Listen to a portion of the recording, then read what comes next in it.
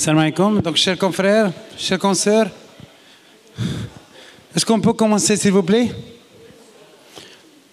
Est-ce qu'on peut commencer? Très bien. Donc, à la barakatillah, donc, je pense nous sommes donc au timing. Donc, la séance de ce workshop donc, sera consacrée, Inch'Allah Ta'ala, donc, à la présentation du docteur Amiri. Donc, je remercie donc votre nom, bien sûr, et au nom des confrères et consoeurs ici présents, d'avoir bien voulu donc accepter donc d'animer donc un workshop, c'est-à-dire un atelier pratique concernant le médecin généraliste, la télémédecine et les réseaux sociaux. Donc, vous savez donc l'importance que revêt donc ce sujet dans la pratique médicale du médecin généraliste, dans son cabinet et aussi dans son environnement de travail. Et c'est un sujet donc, auquel MG Maroc a donné donc, une importance capitale dans la mesure où le médecin généraliste doit avoir une formation plus ou moins complète, plus ou moins donc, adéquate et surtout adaptée donc, au contexte actuel de l'évolution, bien sûr, technologique et aussi l'évolution des moyens de communication qui sont à la portée donc, dans le monde. Voilà, merci docteur Amiri Rachid et je vous donne la parole tout de suite. Merci.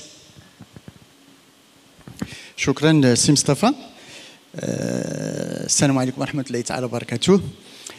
Je voulais au début remercier MG de m'avoir donné cette occasion de présenter un sujet, je dirais un sujet d'actualité, un sujet qui commence depuis longtemps chez les autres et chez nous pratiquement depuis la pandémie, depuis les débuts de la pandémie. C'est un sujet très important dans mon esprit. Et je voulais commencer par cette photo. Mais avant, je tiens à vous remercier de m'avoir donné l'occasion parce que, comme je parlais à Chihab قبيلة, قلت له صعيب تهضر قدام صحابك. كتكون صعيب كنا ما كان حتى واحد هنا كنعرفو كيكون مزيانه بحال ديك المثله اللي قال له ابا بغينا نوليو الشرفه قال له تيموتوا اللي كيعرفونا. دابا شهاب ورشيد ومصطفى وفتيحه ولي زامي كاع اللي كيعرفوني هنا والدكتور عسو اللي دزت عندكم اكسترن ديليغي ودزت عندكم اكسترن يقول لك هذا خينا تا هو يبدا يحضر قدامنا. دونك سي ان بو ديفيسيل مي acceptez moi comme je suis. Je vais essayer d'honorer le médecin généraliste parce que moi je suis médecin généraliste à Tétouan et je vais essayer d'honorer le médecin généraliste. Donc la médecine, la télémédecine et les réseaux sociaux. Donc le médecin et les réseaux sociaux. Je dirais plutôt le médecin généraliste et les réseaux sociaux. Parce que nous, médecins généralistes, nous sommes au front. On est les leaders. كاين السي رشيد وشي شهاب كيعرفوا على انك دائما كنهضروا الباركور دو سوان. حنا الاولين في لو باركور دو سوان. دونك حنا الاولين اللي ملزمين باش نبدو كومونيكي avec nos malades et avec le grand public. Ben, j'ai choisi un sujet pour deux raisons. La première raison, je suis un fan. J'essaie d'exister dans les réseaux sociaux, que ce soit sur YouTube, que ce soit sur Facebook, Instagram, donc j'essaie. واحد المسألة بغيت نقولها qui est très importante. Il ne faut plus pratiquer la politique de la chaise vide. Nous les médecins, on pratique la politique de la chaise vide. خوينا المجال حتى ولا المجال كيعمروا من هبه ودب. راكم كتلاحظوا على ان il y a beaucoup de pharmaciens qui parlent, il y a beaucoup de non médecins qui s'appellent docteur, peut-être docteur en philosophie ou là docteur en biologie, même pas docteur en je ne sais pas l'histoire géo. Il prend le terme docteur et il commence à يفتي في هذا le domaine.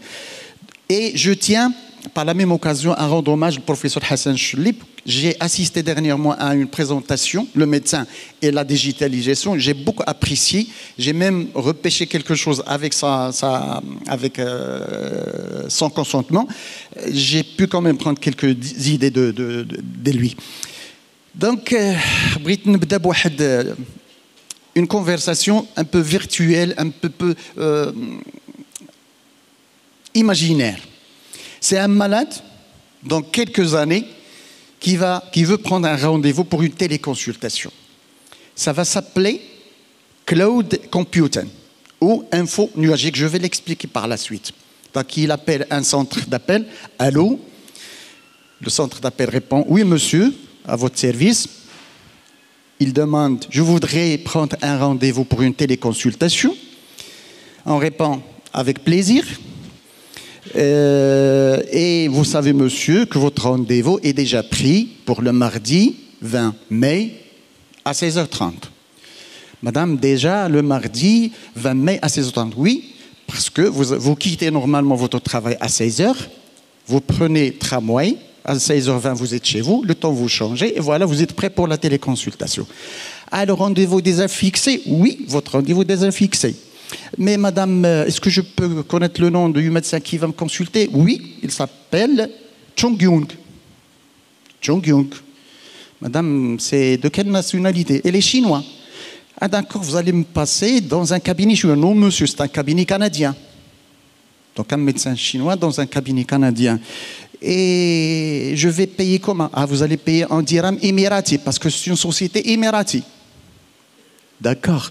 Mais je voulais, madame, lui parler avant pour lui donner mon dossier. Votre dossier est déjà chez nous. Vous êtes diabétique, hypertendu. La dernière, vous avez un médecin avant la pandémie. Vous avez le cholestérol. Même, ils lui ont donné son dossier. D'accord, madame. Déjà, vous avez mon dossier. Oui, nous avons mon dossier. Et madame, je vous paye comment? Le prélèvement est déjà fait. On a pris les 120 € de votre compte. Et vous saviez même mon compte? Oui, monsieur, on connaît tout. Et à qui ai-je l'honneur? Je peux savoir votre nom? Je m'appelle Loulou. Je suis un robot. Au revoir. C'est comme ça? C'est une demande que j'ai pu imaginer, mais croyez-moi, l'évolution. Le monde évolue, on le sait bien. Le monde évolue. Et l'être humain aussi. On parle de l'évolution. Mais est-ce qu'on parle de la révolution? Quand il s'agit de matériel, de technologie, ça devient une révolution. Donc, on traîne entre l'évolution et la révolution. La révolution, je donne quelques exemples. Par exemple, la bicyclette, elle a évolué. Tout ce qui est audiovisuel a évolué. Je pose une question. Où est-ce qu'elle est la cassette? On traînait avec la cassette. Dans les discothèques, dans la voiture. Moi, je rappelle, ma famille est là. Une fois, on est parti à Paris en voiture. Quand il y a une seule cassette, il doit s'en rappeler. Tarkamla, au stylo, il a créé. La cassette, ça témoigne de l'évolution. Où est-ce qu'il est, la cassette, maintenant? On n'en parle plus. Donc, l'évolution technologique. Voilà, j'ai pris cette photo que j'aime bien. Là, c'est l'évolution et la révolution. L'être humain, c'est l'évolution, mais malheureusement, il évolue dans le sens négatif. Donc, on devient peut-être plus gros. L'espérance de vie, elle est peut-être plus, mais comment elle est, on se dégrade. Mais la technologie, elle évolue dans un sens très positif. On passe d'un ordinateur, les premiers ordinateurs, jusqu'à les machines les plus fines. Le médecin, vous vous rappelez que les premières consultations, pas nous, c'est la médecine ancienne. Donc, on utilise tous les sens, l'ouïe, l'odorat, etc. Mais maintenant, il y a des médecins qui ne voient pas les malades. Même maintenant. Et l'histoire de la médecine. Là, j'ai piqué ce sujet chez le professeur Hassan Chouli. La médecine a évolué aussi. On est passé de la médecine M1.0 à la médecine M2.0, la médecine M3.0. C'est quoi la médecine M.10? C'est la médecine qu'on a héritée d'Hippocrate. C'est la médecine avec laquelle nous avons fait nos études. Nous sommes nés dans cette médecine M1.0. C'est la médecine du Vidal, c'est la médecine des bouquins. Tout le monde se rappelle du bouquin de l'anatomie du professeur Al-Halidi et bien autres.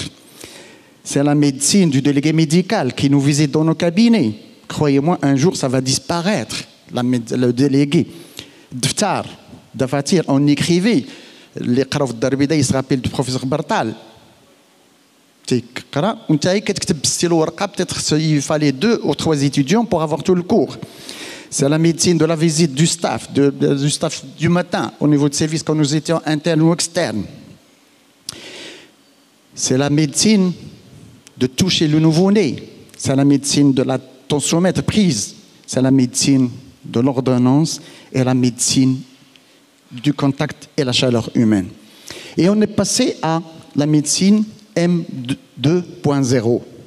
Cette médecine, elle est née, surtout, selon les chercheurs, avec Doctissimo. Vous savez que Doctissimo a été créé par 2 médecins, Laurent Alexandre et Claude Malhouret. C'est des Français. Elle a été créée en 2000, puis vendue en 2008, 70 milliards d'euros Doctissimo en 2008. Maintenant, on sait bien. Et puis, il y a les autres moteurs de recherche, mais il faut savoir que Doctissimo, c'est un site d'information médicale. On ne trouve pas ni guidelines, ni recherches, ni rien. Les études de recherche, on ne les trouve pas dans Doctissimo. C'est un site de l'information médicale. Mais il a bouleversé la médecine, ce site et bien d'autres sites. Et puis, on est passé à M3.0. C'est la médecine que nous vivons maintenant, avec la technologie. Les TDM, les scanners, les PET scans, etc., etc. Ça, c'est la médecine M3.0. Et puis, on va vivre certainement, on va vivre la médecine 4.0 et peut-être la médecine 5.0. Là, c'est la médecine vraiment qui a évolué. Mais dans quel sens? Ça, la question elle est là. Sur le point de la relation médecin-malade. Où est-ce qu'elle est cette relation médecin-malade? Ça commence à diminuer. Au moins, elle a changé. Peut-être un jour, on va passer peut-être le robotique chirurgie, la chirurgie par robot. Lointaine, un médecin chinois qui opère un malade, je ne sais pas dans quel pays, en Côte d'Ivoire ou comme ça. Je voulais passer quand même parler de la communication, CAN 1G, CAN 2G, 3G, 4G. Maintenant, on travaille sur 5G. Quand on parle du 5G, on parle des smart cities. Tout est robotisé. Tout sera robotisé. كنذكر البروفيسور حسن الشلي قال لك انا غيبقاو فيا الا جات هاد سمارت سيتي غيبقاو فيا الطاكسيات البيض اللي كيحققوا الفروج. انا كون نورمالمون قال لك الطوموبيل غتوصل الفروج غتسكت بوحدها دونك الطاكسي البيض ما يقدرش يحرك الفروج وخرجنا منها اون انيكدوت. Un autre point qui est très important, la notion du hakim. Le médecin, qui s'appelle le hakim. Après le bon Dieu et le prophète, il y avait le médecin. سكت قالها الطبيب ما تعاودش الهضره كتبها لك الطبيب مالك انت الطبيب كان الطبيب يعني تتحدث به الركبان كما يقول. علاش؟ Pourquoi? Parce que le médecin avait l'information médicale, avait les connaissances médicales. Et c'était le seul moyen pour passer au malade la communication, il devait passer par le médecin. Le paternalisme, le médecin jouait le rôle du papa. Pour autre chose, même pour des problèmes sociaux, pour des problèmes financiers. Le médecin, il était consulté pour plusieurs sujets, c'est pour ça qu'on l'appelait le hakim. Et même quand le malade fait des réflexions, c'est pour poser des questions. Maintenant, c'est le patient acteur, c'est le patient participatif, c'est le patient internaute. Ce patient internaute, I already diagnosed myself on the internet. I am only here for a second opinion. أنا جيت باش pour me donner un second opinion. L'opinion الأولى خداها من l'internet. Surtout pour sa pathologie. Sans oublier que moi je parle de plusieurs pathologies. Le malade, il a une seule pathologie. Donc il consulte partout pour avoir de l'information. Donc le concept des années 50, il y avait le médecin, il y avait le malade. Donc le paternalisme entre le médecin et le malade, il y a le paternalisme. Donc les notions, ils viennent de chez le médecin. C'est vrai, il y avait les proches, il y avait les personnes de confiance, mais la source principale, c'était le médecin. Cette médecine, elle est en train de disparaître, elle est en train de régresser aux dépens des nouvelles médecines, c'est la médecine des années 2010. Il y a un équilibre les connaissances. Je parle des connaissances, je ne parle pas des compétences. Mais je voulais parler d'un point très important, c'est la responsabilité civile professionnelle. C'est le dommage causé par l'autrui dans le cadre professionnel. Beaucoup de médecins maintenant, il passe par le tribunal à cause de certains malades. Donc il faut toujours prendre en considération cette responsabilité civile professionnelle. Le patient internaute. Le patient et on le vit maintenant. On le vit. Il y a 10 ans, il y a 15 ans, il y a 20 ans. C'est de nouveaux malades. C'est ce qu'on appelle le patient internaute. J'ai lu sur Doctissimo qui dit يهضر معك يعطيك عدة معلومات خاطئة أو صحيحة. Ça dépend. Mais تيجي عامر. Une bonne femme qui te dit désolé docteur mais je dois encore vous contredire. يعني هذا قال له désolé de vous contredire à nouveau docteur mais sur asthmatistus net ils disent pas plus de 2 fois pas plus de 3 fois par jour. Donc le médecin a dit 2 fois ou je ne sais pas 5 fois. وقالوا لنا في الانترنت راه كيقولوا غير 3 fois par jour. Donc déjà il est venu avec des idées à l'avance. La technologie elle a impacté la qualité de la médecine. La technologie elle a impacté des fois positivement mais souvent négativement surtout sur la relation médecin-malade. Cette photo me fait peur. Cette photo me fait vraiment peur.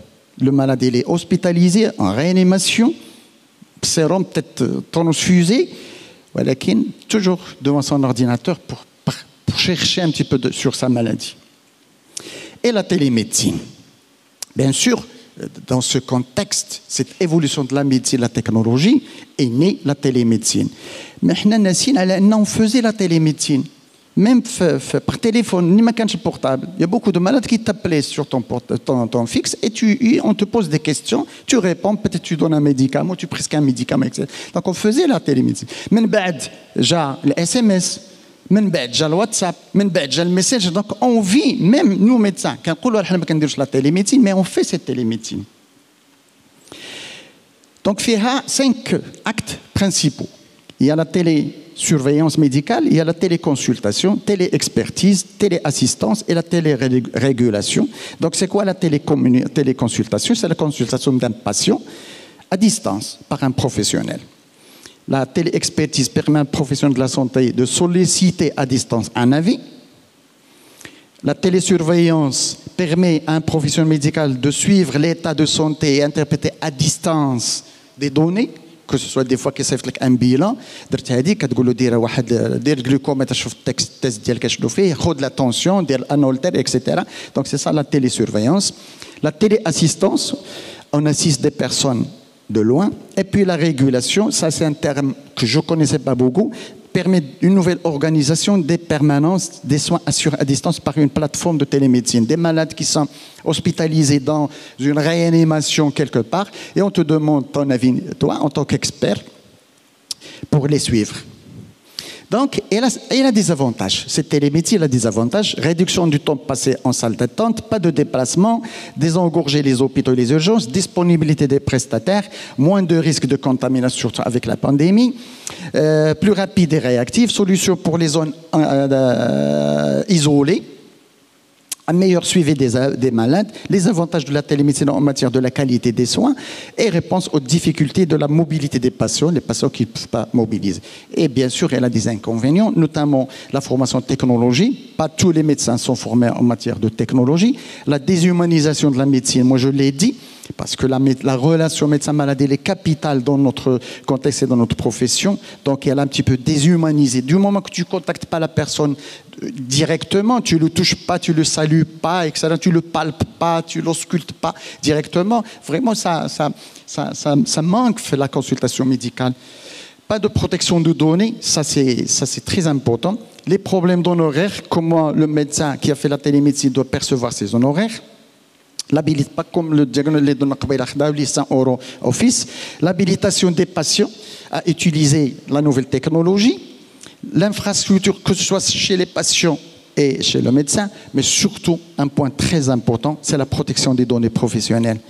C'est pas sûr, c'est pas très protégé. C'est pas très protégé. Des fois, tu partages avec ton malade un avis, je ne sais pas quoi, mettre un WhatsApp, et il se peut que ça soit piraté, et donc tu as connu une disparition de données. Donc, un cabinet standard, heureusement, un jour, il va se transformer en ça. Et le matériel médical avec quoi nous travaillons maintenant, il va se transformer en ça. Le stéthoscope, le tensiomètre, les appareils avec quoi on travaille, même l'échographe, je ne sais pas. Donc, nos cabinets, peut-être un jour, vont se transformer en ça. Maintenant, le médecin généraliste connecté. Pourquoi je dis le médecin généraliste connecté? Parce que c'est le médecin généraliste qui m'a dit là, où est le flux franc. Quand on veut un avis, normalement, on appelle notre médecin généraliste qui est en combat pour le médecin, le concept médecin de famille, etc. Donc, l'utilisation de la nouvelle technologie et les réseaux sociaux, est-ce un choix ou une obligation? La question se pose. Il y a beaucoup de médecins à qui tu dis tu dois avoir un canal YouTube ou tu dois avoir un site ou tu dois avoir une page Facebook. Il te dit, bon, je ne vois pas l'utilité. Donc, est-ce que c'est un choix ou une obligation? Moi, je dis, est-ce un mariage forcé ou est-ce une grossesse désirée? Ça, c'est des questions qui se posent. Peut-être à la fin, et on va débattre ça. Moi, je dirais que c'est une obligation. Je dirais, ça c'est mon humble avis, c'est une obligation. Pourquoi? Vous savez, en 2002, on passait, les personnes qui utilisaient l'Internet, ils passaient 46 minutes par jour de connexion. En 2012, 4 heures par jour. En 2020, plus de 8 heures par jour. Ça, c'est le grand public. Les personnes qui passent le temps, on نشوف غير جنابنا غير اللي دايرين بينا peut-être حنا ونشوفوا جنابنا غتلقى لانه شاد التليفون ديالك ولا التابلت ولا البيسي راه داكشي تعدى. Mais ça c'est en moyenne. 4 milliards de recherches par jour sur les réseaux sociaux. 4 milliards de recherches par jour. 60% de la population du monde utilise au moins une fois l'Internet. 40% un compte Facebook. En France, surtout après la pandémie, 80% des Français savent en quoi consiste la télémédecine. Donc, c'est la télémédecine. 51% considèrent que la téléconsultation a la même valeur que la consultation classique. Contre, en 2019, 36%, maintenant c'est 51%, en 2019, 36%, et en 2020, 42%. Donc il y a une évolution rapide. La téléconsultation est une solution complémentaire et efficace. Ça, selon les Français. 70% des Français considèrent que la téléconsultation permet d'évoluer vers un système de santé plus efficace. Ça, c'est l'avis qui a été fait en France. 74% des Français se déclarent favorables au développement de cette télémédecine, téléconsultation, et 85% des Français ont essayé la téléconsultation. Là, c'est une récente donnée de février en France à mars, donc c'est-à-dire en un mois, la téléconsultation a été multipliée par 15. Donc 15 fois plus de téléconsultation l'intervalle d'un mois. Bien sûr, c'était la période de la pandémie. Le grand public utilise le Facebook, ça le grand public 63%, WhatsApp 58%, l'Instagram 24%, ainsi de suite. Ça, c'est les réseaux les plus importants, les plus utilisés. À leur tête, Facebook, qui a été créé en 2004 avec 3 milliards d'utilisateurs. TikTok, 700 000. Messenger, 1 milliard. WhatsApp, 2 milliards. LinkedIn, qui est un site pour les professionnels, 300 millions de personnes. Teams, 250 millions de personnes. Donc, c'est vraiment en évolution. Ça, c'est l'âge des personnes qui consultent les réseaux sociaux en général. Les personnes qui sont âgées de plus de 55 années, 18%, mais les personnes moins de 35 années, c'est pratiquement les 2 tiers. Donc, les 2 tiers des jeunes consultent déjà ou utilisent les réseaux sociaux. Le médecin prend l'assaut dans les réseaux sociaux. Parmi les professionnels, les médecins sont en premier. Parmi les professionnels qui consultent ou qui utilisent les réseaux sociaux, il y a les médecins avec 60%, puis il y a les enseignants, puis il y a les chefs d'entreprise, les ingénieurs, les avocats, etc. Donc les médecins sont à la tête. Les réseaux sociaux. Quels sont les bénéfices des réseaux sociaux? Pourquoi un médecin va utiliser un réseau social? Mais c'est quoi un réseau social déjà? Il faut définir ce réseau social. Le réseau social, c'est un ensemble de relations, un terme spécial, d'unité sociale. C'est un ensemble d'unités sociales qui entretiennent directement ou indirectement à travers une chaîne ou un réseau à longueur variable. Donc, les bénéfices, collaborer entre médecins et confrères, nous l'avons utilisé, beaucoup de webinaires, beaucoup de réunions scientifiques, les tables rondes, etc. On utilisait pas mal de réseaux sociaux. Faire connaître son activité. Moi, je passe sur Instagram pour faire connaître mon activité, ou là sur Facebook, ou là sur YouTube. Faire participer des malades. Beaucoup de fois, on consulte des malades via WhatsApp. Des fois, quand on a la caméra, il a une lésion, par exemple, cutanée ou un problème. Donc, c'est pour faire participer les malades, les confrères et les professeurs. Communiquer à double sens. C'est l'interaction. C'est un bon moyen pour faire l'interaction. Et puis, dénicher de futurs partenaires. Que ce soit des professeurs, que ce soit des confrères, que ce soit des consoeurs, que ce soit des malades. Pourquoi vous faire connaître via les réseaux sociaux? Le nombre de réseaux sociaux en augmentation, donc c'est un bon moyen de communiquer, d'avoir plus de partenaires. Des plateformes idéales pour toucher plus de personnes à moindre coût. Audience variable. Les étudiants, les profs, les avocats, les enseignants, les femmes de foyer, etc. Donc le public, il est diversifié. Les canaux pour fidéliser les partenaires, mais via des messages pertinents, pas via routine les beaucoup de choses. Utiliser les bons réseaux sociaux. Les bons réseaux sociaux. Mais qu'il y a un bon réseau social ou qu'il y a un mauvais. Le réseau social qui te convient, toi, en fonction de toi, qu'est-ce que tu veux via ce réseau social. Donc, utiliser tous les différents réseaux sociaux en même temps, mais il y a quand même des choses qu'il ne faut pas faire. Mettre plusieurs réseaux sociaux. Mettre Facebook, ou l'Instagram, ou YouTube, ou le Messenger, ou Team. Là, il ne faut pas utiliser tout en même temps. Il faut démarrer doucement, mais démarrer avec le réseau que tu maîtrises, que tu connais. Tout médecin généraliste peut servir des réseaux sociaux pour construire une communauté. Donc, c'est une possibilité, à savoir, comme on a le réseau que je maîtrise mieux, que je connais mieux, où il y a des gens qui t'orientent. C'est un réseau pour les professionnels, mais pour nous, on ne l'utilise pas beaucoup. Seul un contenu de qualité vous positionne dans les réseaux sociaux. Surtout, nous les médecins, on a l'image de marque qu'il faut préserver. Et puis, il faut agir. Donc maintenant, on va bouger. Votre contenu doit susciter de l'intérêt. Un long texte n'est pas adapté au réseau social. Il y a un long texte, des fois des malades qui s'éfoutent un message audio sur le WhatsApp, mais qui s'éfoutent fait 20 minutes, ما تسمعوش كامل. ولكن إلا عيط لك الطبيب عند طلعت لي الطونسيون كناخذوها الفلاني غتسمعوا. دونك حتى حنا ملي نبغي ندوز ان ميساج il faut le d'ailleurs ce qu'on appelle les 4C, court, compréhensible, clair, etc. Donc le message a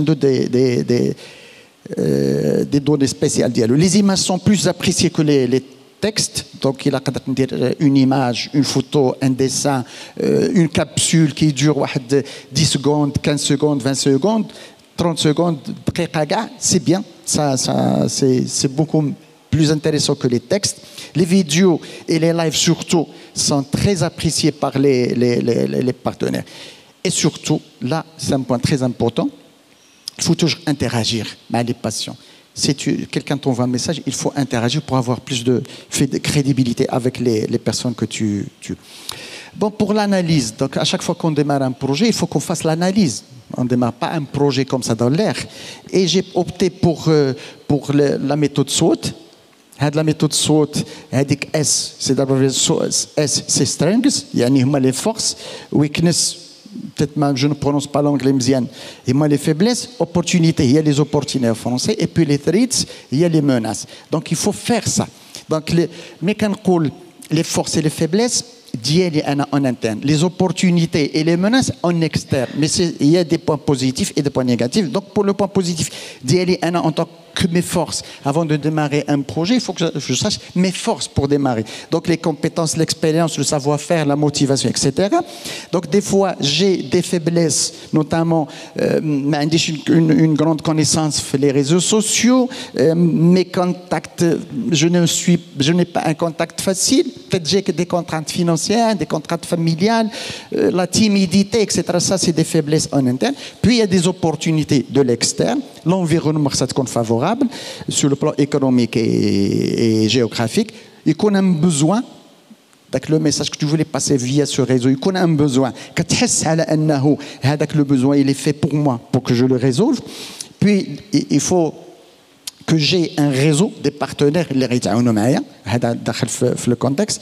Et puis il faut chercher les compétences. خصك تلقى les compétences. Moi je suis pas un informaticien, il faut que je trouve quelqu'un, un informaticien اللي يعاونني وهذه غتكون opportunité. Puis il y a des menaces, les menaces كاين la concurrence, كاين le manque d'innovation, كاين la législation عندنا حنا راه jusqu'à maintenant راه il y a pas de loi. C'est des recommandations mais il y a pas de loi. Et puis les événements, il faut qu'il y ait des événements اللي غادي يعاونوك. Puis l'évolution technologique, واش غتعاوني ولا ما غتعاونيش، واش عندي بورتابل مزيان باش نكومونيكي، واش عندي ان بي سي مزيان، واش عندي ان ريزو مزيان باش يمكن نكومونيكي. هادو il faut tout étudier ça avant de démarrer un projet. Et nous on parle des réseaux sociaux. Attention, ça c'est capital, très capital. اللي باقي ليا خير تبارك الله ما نكملهاش. Donc le médecin est évidemment responsable du contenu publié ou annoncé sur n'importe quelle plateforme. Ça, c'est un point très important. Il y a des scientifiques, entre parenthèses, la police scientifique, les cadres de l'informatique, qui تحسب عليك أولاً خصك أنت تحاسب راسك. أنت tu te dis je suis médecin, عندي واحد l'image de marque, il faut que je la préserve. ولكن ما ننساوش على انني انا راني متابع واي حاجه غنخرجها سورتو سيانتيفيك راني خصني كنتحاسب عليها. Donc dans ce contexte le médecin doit être loyal et honnête, il doit faire preuve de prudence et modération, il doit conserver l'indépendance, il doit communiquer à titre éducatif scientifique, respecter les règles morales de déontologie et respecter le secret médical. Ça, c'est des choses qu'on doit prendre en considération. Bien sûr, parler avec bonne moralité et probité. Le médecin ne doit pas prendre un nom ou une validation personnelle. أنا الشخص المفدى والعالم دونك ما تعطيش راسك هذا من جهة سي با éthique ومن جهة ça ne te donnera rien. Utiliser des liens sponsorisés, non. ما تاخذش un lien sponsorisé, tu n'as pas le droit. Un lien sponsorisé مثلا par un laboratoire, c'est pas légal.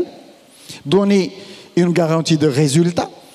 شحال من راه كنتو كتعرفوا بزاف الاطباء ماشي هما ماشي اطباء ماشي ديزولي ماشي اطباء وراه كتعرفوا واحد كيقول لي دواك عندي كون هاني عندك الكزيمه كون هاني دير هادو كون هاني صافي دونك نو on donne pas d'ailleurs حنا عندنا l'obligation de moyens ما عندناش l'obligation de résultat donc il faut jamais donner des garanties de résultat. Il faut jamais se comparer à des médecins. راه كتعرفوا la différence بين الغرور والثقه في النفس هي quand tu commences à te comparer. Quand tu parles de toi, أنا الدكتور أميري أنا طبيب مزيان الله يعمرها دار كنخدم مزيان ولكن ملي تبدا تقول أنا شوي لو ميور أنا أحسن واحد اللي كتجيو عندي أنا أكثر الناس كيجيو عندي لي كليون إكسيتيرا ça s'appelle ما بقاتش الثقة في النفس. Donc il faut jamais se comparer à des confrères et des consoeurs. Il faut jamais critiquer un confrère ou un consoeur sur un réseau social. Et il faut publier des noms ou des photos de malades. Ça c'est catégorique. كتكون كتهضر في الفيسبوك ولا في الانستغرام وتهضر على فلان ودير التصويره ديالو جا عندي مريض bien sûr ça vous le savez mais du moment qu'on en parle moi je voulais quand même souligner et publier des cas avant ou après هذا المريض ديالي قبل ما نداويها كيف كان وملي داوها كيف ولا faire de la publicité pour des personnes et des produits ça c'est interdit. Cette question qui se pose que tu dois poser en tant que médecin qui va utiliser les réseaux sociaux. Quels sont vos objets à travers les réseaux sociaux?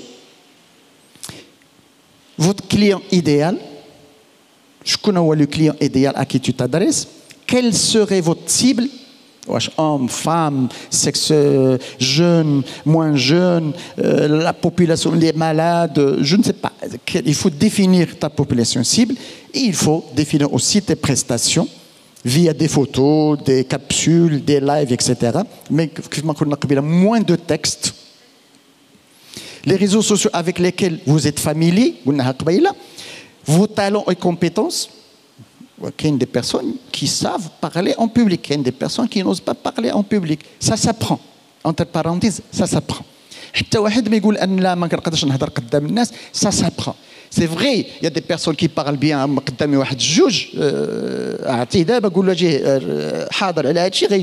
y a des personnes qui ont un don. Mais parler en public, ça s'apprend aussi. Le temps consacré aux réseaux sociaux. Il faut que ce soit régulier. Mais il ne peut pas faire une vidéo ou là, il faut être régulier. Chaque jour, chaque semaine. Selon les experts qui disent qu'il faut paraître chaque semaine. De toute façon, on le dit, c'est un jeune médecin. Il خدم في les réseaux sociaux. Il يخرج minimum une fois par semaine.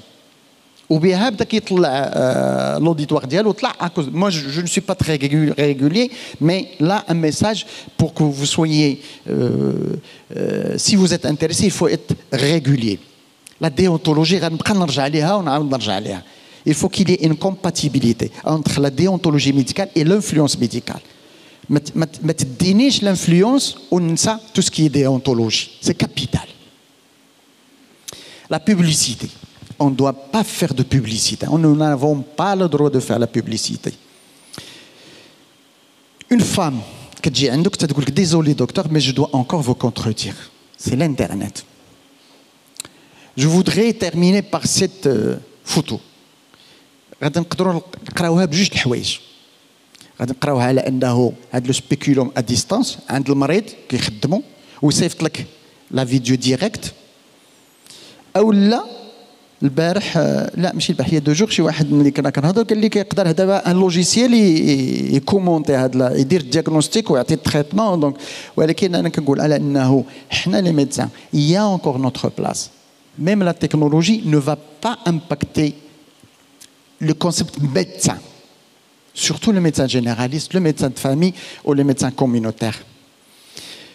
J'avais plein de choses à faire, ولكن حاولت نقص من la présentation pour déclencher un débat. Donc je vous dis merci beaucoup de m'avoir écouté.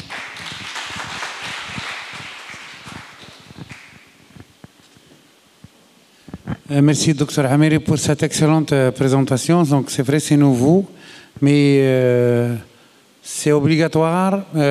C'est le moment de parler de ça. C'est le moment à ce que les médecins, donc tous les confrères et consoeurs du Maroc doivent discuter de ce problème d'actualité qui est la communication, qui est le rapport donc des médecins avec les réseaux sociaux. Il doit réagir donc avec ses alentours. Il doit s'accommoder donc avec les exigences bien sûr donc du travail. Donc le malade, il a besoin de pas mal d'informations donc auxquelles le médecin doit être censé donc de répondre. Donc il y a des limites bien sûr, vous l'avez bien signalé. Donc le débat est ouvert, donc je vous remercie d'avance. Mais s'il y a des questions s'il vous plaît, donc je suis à votre service. Voilà, merci docteur. Merci docteur Al-Amiri. Alors il y a deux volets que j'ai, d'après ce que j'ai compris. Il y a le volet télémédecine et patient. Il y a volet médecin dans le cadre des réseaux sociaux. Alors pour la télémédecine au Maroc, si on veut faire de la télémédecine, est-ce qu'il y a un organisme qui organise les frais, comment payer, etc. Alors si je veux commencer dès demain, comment je peux faire? Donc ça c'est la première question. Et la deuxième question, c'est que médecins et réseaux sociaux, moi je me pose une question, c'est dans quel cadre? C'est pour la publicité pour le médecin? C'est pour l'information et informer les gens en général et de l'information gratuite. Donc c'est ça la deuxième. Merci. Oui, merci docteur Amiri, ton exposé était parfait, parfait. je voudrais répondre à ta question. Il y a des plateformes actuellement en Europe, il y en a au Maroc, je ne veux pas faire de la publicité, où tu peux faire de la télémédecine. Mais moi, je suis inscrit à une plateforme, je ne veux pas dire le nom, ça donne de la visibilité. Parce que le problème du médecin, en 2001, nous avions fait au niveau de la fédération une revue. Il y avait un article magnifique qui s'appelait « Y a-t-il un médecin dans mon quartier ?» Parce que l'auteur, qui est un ami, un des pionniers de la médecine générale aussi, avait parlé, il avait montré la plaque du pharmacien. Quand on a besoin d'acheter des cigarettes, il y a le logo de la régie des tabacs.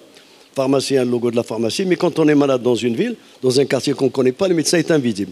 Moi, mon expérience personnelle, je me suis installé il y a 21 ans, 22 ans à Riyad, et les gens ne venaient pas me voir. Et un ami me disait, mais il y a moyen, pourquoi tu n'as pas beaucoup de malades? J'étais pas visible. J'étais pas visible. C'est pas comme dans un quartier populaire où c'est petit. Donc, et depuis que je suis inscrit sur une plateforme, ça fait 2 ans, j'ai beaucoup plus de visibilité. Beaucoup plus de visibilité. J'ai 3-4 patients par jour qui viennent à travers ce réseau. Et les gens viennent, ils rentrent, ils payent, ça va dans votre compte bancaire, vous faites la télémédecine, vous êtes payé d'avance. OK? Bien. Mais c'est une plateforme. C'est une plateforme, bon, on ne paye pas beaucoup, c'est-à-dire moyennant une consultation, 3 900, 4 000 dirhams. 4 000 dirhams. Par an, vous la payez en 2 consultations par jour. En une consultation par jour, vous avez payé. Mais il y a l'envers du décor. Cette plateforme, au début, ils vont puiser dans votre registre potentiel. Vous êtes dans un quartier, si vous travaillez seul au bout de 10 ans, vous allez avoir un certain nombre de médecins que vous allez avoir dans ce quartier. Au moins, ils vont aller plus vite. Mais quand ils auront tous vos médecins, tous vos patients potentiels, ils vont vous demander 10 000, 20 000, 30 000 dirhams. Autrement, vous n'aurez plus à avoir ces médecins. Ces malades, ils vont les transférer ailleurs. C'est ça, à des plateformes. Bien, ça c'est tout pour répondre. Dans les années 60, il y avait un écrivain futurologue qui s'appelait Alvin Toffler qui a parlé des dieux en blanc. Les médecins étaient considérés comme un dieu en blanc à l'époque. Et c'est d'ailleurs pour cela qu'il écrivait, vous dites que les grilles bouillies qui étaient illisibles. Et le vendeur en pharmacie, il vous demandait qu'est-ce que vous avez écrit, docteur. Maintenant, la télémédecine nous donne de la visibilité. Dans de la visibilité, on est présent. Effectivement, il ne faut pas trop abuser, comme vous dites. Il ne faut pas abuser. Si vous êtes sur un réseau, vous faites des apparitions. Ben, je suis prêt à Aziz. Autrement, ça rentre dans la banalisation, comme certains qui passent tous les jours sur les ondes, des radios et tout. Ça fait, vous êtes fonctionnaire pratiquement, devenez fonctionnaire d'une télé ou d'un organisme. Vous pouvez échanger, bien sûr, mais il y a une chose primordiale que l'intelligence artificielle ne peut pas remplacer, c'est la chaleur humaine. Vous savez, il y a des pathologies. Moi, je me rappelle quand on était chez le professeur Humbert, il nous parlait de la brucellose, cette odeur de paille mouillée. Le patient c'est une fièvre sudoralgique, c'est un syndrome sudoralgique. Vous n'allez pas l'avoir sur le net. Ce contact, cette chaleur humaine, cette personne qui va vous parler, d'où l'intérêt, comme disait Samid, de cette notion de médecin de famille qui est proche, plongé dans la famille, plongé dans la communauté et qui connaît quand une femme arrive, il sait qu'elle fait une dépression parce que le gosse se drogue, la fille ne veut pas aller à l'école, etc., etc. Ça. Merci.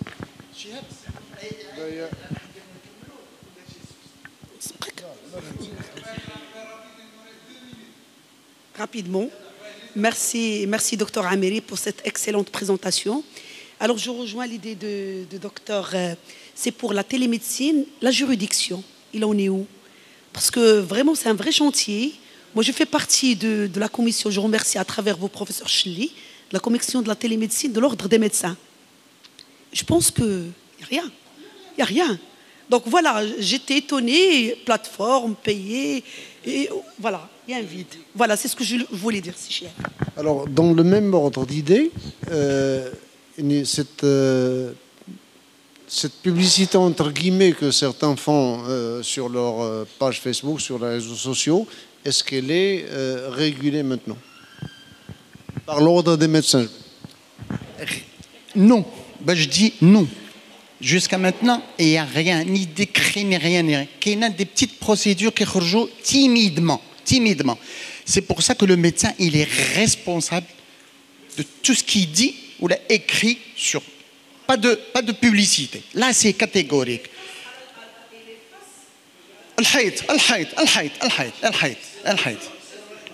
سيرك معروف كاين الصلاة إلى 1 seconde واخا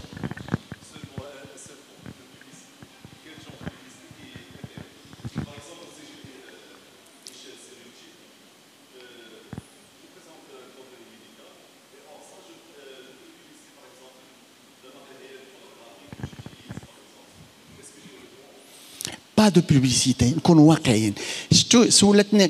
Pourquoi les réseaux sociaux? Pour le moment, pour faire la sensibilisation. Et te fait connaître, et tu passes des messages. C'est la sensibilisation. Au lieu de faire des causeries, des conférences, tu fais une conférence. Fais beaucoup plus la sensibilisation qu'autre chose. Mais la télémédecine, ça que tu fais la télémédecine, elle n'est pas encore codifiée, rien. Il y a la plateforme qui n'est pas codifiée. Donc je vous remercie beaucoup de m'avoir donné cette occasion. Merci beaucoup. Merci. Merci, docteur Amiri. Je vous remercie donc au nom de MG Maroc, au nom des confrères. S'il vous plaît, restez une petite seconde, s'il vous plaît. Je vous remercie donc au nom des confrères ici présents. Permettez-moi de remercier le docteur Amiri d'avoir bien voulu donc, animer ce débat, donc ce workshop. Et cette occasion, donc, MG Maroc lui offre un petit geste, donc un don. Voilà. Donc en votre nom, merci de bien vouloir l'applaudir. Merci beaucoup. Voilà, c'est un petit geste MG Maroc. Merci beaucoup. On vous remercie tous. Et on vous souhaite une bonne continuation. Merci.